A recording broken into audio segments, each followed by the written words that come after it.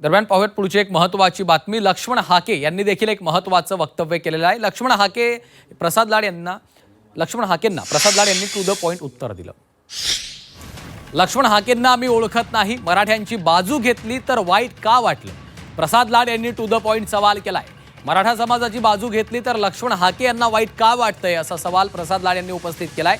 झी24 तासच्या to the point with Kamlesh Sutar या मुलाखतीमध्ये त्यांनी हाकेंनी केलेल्या टीकेला उत्तर दिलं। ओबीसी समाजानं भाजपला भरभरून मतं दिली, हे भाजप कधीही नाकारत नाही। मराठा समाजाला आरक्षण देताना ओबीसींवर अन्याय होणार नाही, अशी भूमिका देखील लाड यांनी मांडली आहे।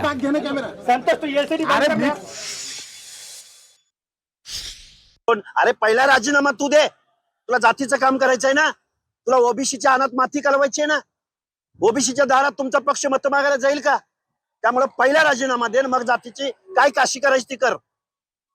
तू आमच्या मतावर तुझा पक्ष सत्य देणार, तो पक्ष तुला आमदार करणार आणि तू पुढे पुढे येऊन करणार का?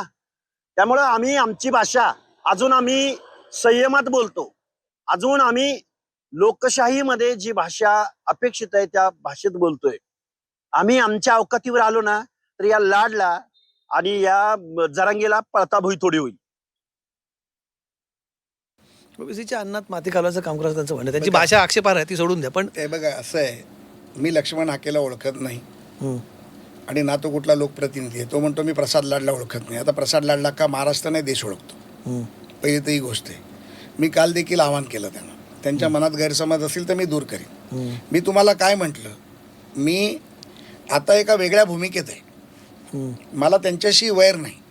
लक्ष्मण दादाला जर चुकीचं काय वाटलं असेल तर ते मी त्याचा गैरसमज दूर करेन। पण मी ओबीसीच्या विरोधात बोललो कुठे? ओबीसीने भारतीय जनता पार्टीला मदत केली नाही हे कोणच मान्य करत नाही, आम्ही मान्य करतो ना।